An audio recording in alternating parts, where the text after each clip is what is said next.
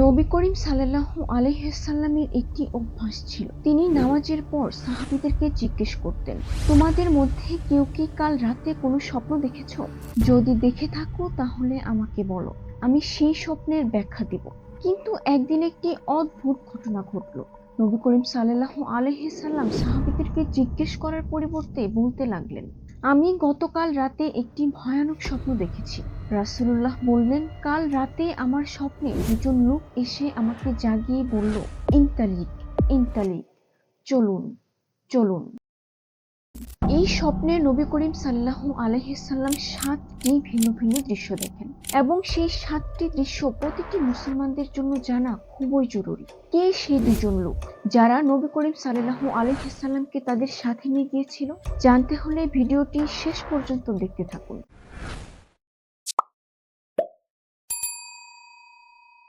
রাসূলুল্লাহ বললেন, ফানতালাকনা, আমরা চলতে লাগলাম এবং কিছু দূর যাওয়ার পর দেখলাম একজন লোক মাটিতে শুয়ে আছে। যে লোকটি মাটিতে শুয়ে আছে ঠিক তার মাথার উপরে অন্য একজন লোক দাঁড়িয়ে আছে, যার হাতে বিশাল বড় একটি পাথর ছিল। এই লোকটি মাটিতে শুয়ে থাকা ব্যক্তিটি ঠিক মাথায় পাথরটি নিক্ষেপ করে তার মাথা পিষে দিল।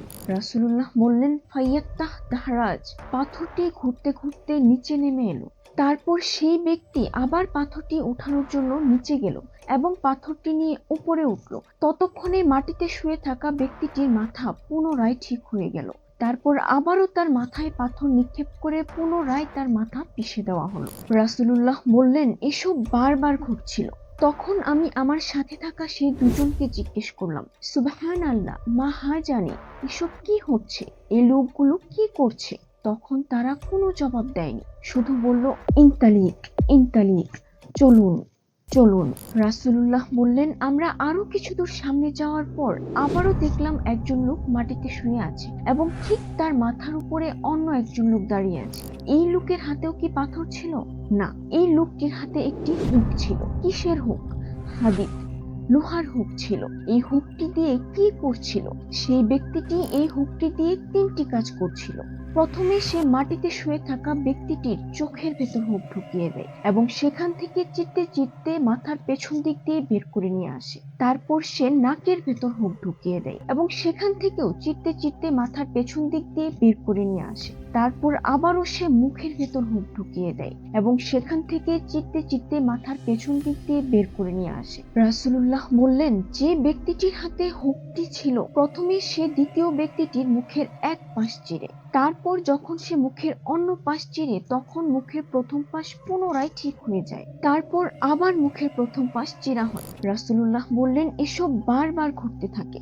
তখন আমি আবার সে দুজনকে জিজ্ঞেস করলাম, সুবহানাল্লাহ, মা জানি, এসব কি হচ্ছে? এসব কেন হচ্ছে? তখন তারা কোনো জবাব দেয়নি, শুধু বলল, ইনতালিক, ইনতালিক, চলুন, চলুন। রাসূলুল্লাহ বললেন, যখন আমি সেই দুজন লোকের সাথে আরো কিছুটা সামনে গেলাম তখন সেখানে একটি তনুর দেখলাম। তনুর হচ্ছে চুলার মতো। আমরা যখন সেই তনুরের ভেতর তাকালাম তখন সেখানে অনেক নারী পুরুষকে দেখতে পেলাম, যাদের শরীরে কোনো কাপড় ছিল না, সম্পূর্ণ উলঙ্গ ছিল। তারপর বলা হলো, সৌলামি নার, আগুন জ্বলে উঠো। আগুন জ্বলে ওঠার সাথে সাথে সেই সব নারী পুরুষ চুলা থেকে বের হওয়ার চেষ্টা করছিল, কিন্তু সেই তনুর সম্পূর্ণ বন্ধ ছিল। রাসূলুল্লাহ বললেন, আমি সেই দুজন লোককে আবারও জিজ্ঞেস করলাম, মান হাওলা, এই লোকগুলো কি করছে? তখন তারা কোনো জবাব দেয়নি, শুধু বলল, ইনতালিক, ইনতালিক, চলুন, চলুন। রাসূলুল্লাহ বললেন, সেই দুজন লোকের সাথে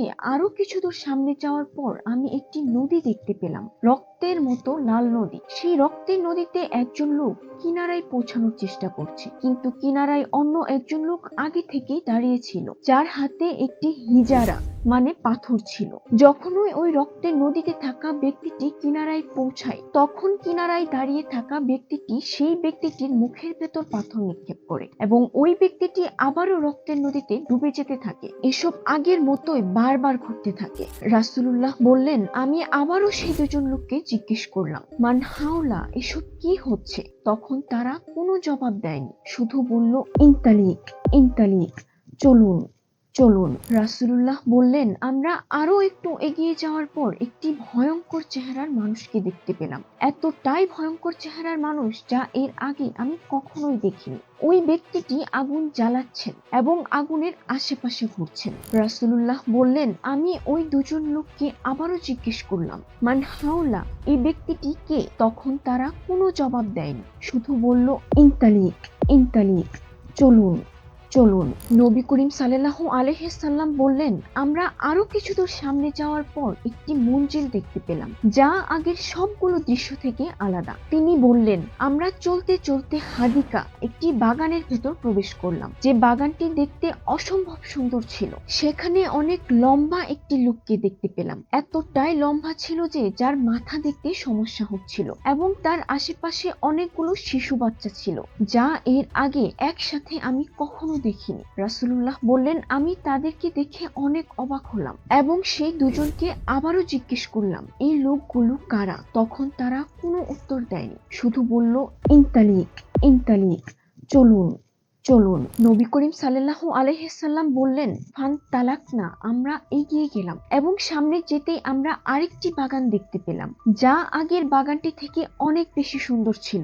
রাসূলুল্লাহ বললেন, বাগানের বাহিরে একটি গেট ছিল, তাই আমরা ওই গেটের কাছে গেলাম এবং ওই দুইজন আমাকে বললেন, ইতলা, উপরে চলুন। তখন আমরা সবাই উপরে চলে যাই এবং উপরে যেতেই আমরা একটি শহরে প্রবেশ করি। এই শহরটি এমন ছিল যার ইট সোনা ও রূপা দিয়ে তৈরি ছিল। নবী করিম সাল্লাল্লাহু আলাইহি সাল্লাম বললেন, শহরে প্রবেশ করার সাথে সাথে আমরা অনেক সুন্দর সুন্দর লোককে দেখতে পেলাম যা এর আগে আমার জীবনে আমি কখনো দেখিনি। কিন্তু ওই লোকগুলোর মুখের এক পাশ দেখতে খুবই সুন্দর ছিল এবং অন্য পাশ দেখতে খুবই ভয়ঙ্কর ছিল। রাসূলুল্লাহ বললেন, ওই লোকগুলো সবাই মিলে একটি নদীর কাছে জড়ো হলো এবং আমার সাথে থাকা দুজন লোক ওই লোকগুলোকে বলল, নাহার, নদীর ভেতরে ঝাঁপ দাও। তখন ওই সব লোকগুলো নদীর ভেতরে ঝাঁপ দিল। যখন তারা নদী থেকে উঠে আসলো, তাদের মুখের যে পাশটি খারাপ ছিল সেটি ভালো হয়ে গেল। রাসূলুল্লাহ বললেন, আমার সাথে যে দুজন লোক ছিল তাদের মধ্য থেকে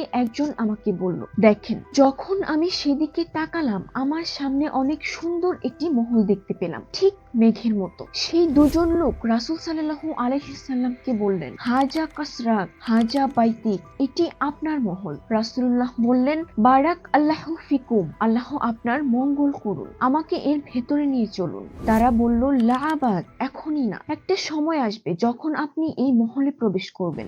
রাসূলুল্লাহ বললেন, তারা দুজন ছিল ফেরেশতা এবং তারা আমাকে আগের সব ঘটনা এক এক করে বর্ণনা করলেন। সর্বপ্রথম ব্যক্তিটি যার মাথা পাথর দিয়ে পিষে দেওয়া হয়েছিল, সেই ব্যক্তিটি ছিল যে কোরআন পড়তো কিন্তু পরবর্তীতে কোরআন পাঠ করা বন্ধ করে দিয়েছিল এবং কোরআনের বিধিনিষেধগুলো মানা ছেড়ে দিয়েছিল, এবং ওই ব্যক্তি যে ইচ্ছাকৃতভাবে নামাজ আদায় করত না এবং সালাত আদায় করা বন্ধ করে দিয়েছিল। দ্বিতীয় ব্যক্তিটি যার নাক ও মুখ হুক দিয়ে চিরা হচ্ছিল, সেই ব্যক্তিটি ছিল সে যে সকালে ঘুম থেকে উঠে মিথ্যা বলা শুরু করত এবং রাতে ঘুমানোর আগ পর্যন্ত মিথ্যা বলতে থাকতো। তারপর তনুরের ভেতরে থাকা ওই লোকগুলো যারা আগুনে জ্বলছিল, তারা ছিল যারা জিনা করত। এই আযাব জিনাকারীদের দেওয়া হচ্ছিল। যে ব্যক্তিটি রক্তের নদীতে ডুবছিল, সেই ব্যক্তিটি ছিল যে সুদ নিত এবং সুদ দিত। এই আযাব সুদখোরকে দেওয়া হচ্ছিল। এবং সেই ভয়ঙ্কর চেহারার মানুষটি যে আগুন জ্বালাচ্ছিল এবং আগুনের আশেপাশে ঘোরাফেরা করছিল, সে ছিল জাহান্নামের পাহারাদার। তারপর সেই ব্যক্তিটি যে অনেক লম্বা ছিল, তিনি ছিলেন হযরত ইব্রাহিম আলাইহিস সালাম এবং তার আশেপাশে থাকা শিশুরা ছিল যারা অপ্রাপ্ত বয়সে মারা গিয়েছিল। এবং সেই লোক যাদের মুখের এক পাশ দেখতে খুব সুন্দর ছিল এবং অন্য পাশ দেখতে অনেক ভয়ঙ্কর ছিল, তারা ছিল যারা সৎকর্ম করত এবং অসৎকর্ম করত। মহান আল্লাহর কাছে এই প্রার্থনা করি যে তিনি আমাকে, আপনাকে এবং সকল মুমিন মুসলমানকে কবরের আযাব থেকে এবং আখিরাতে জাহান্নামের আগুন থেকে রক্ষা করুন। আপনি আপনার ঈমানকে রক্ষা করুন। ফিয়ামানিল্লাহ। আমার চ্যানেলে নতুন হয়ে থাকলে অবশ্যই চ্যানেলটি সাবস্ক্রাইব করুন এবং আজকে আমার এই ভিডিওতে লাইক টার্গেট 20টি। ভিডিওতে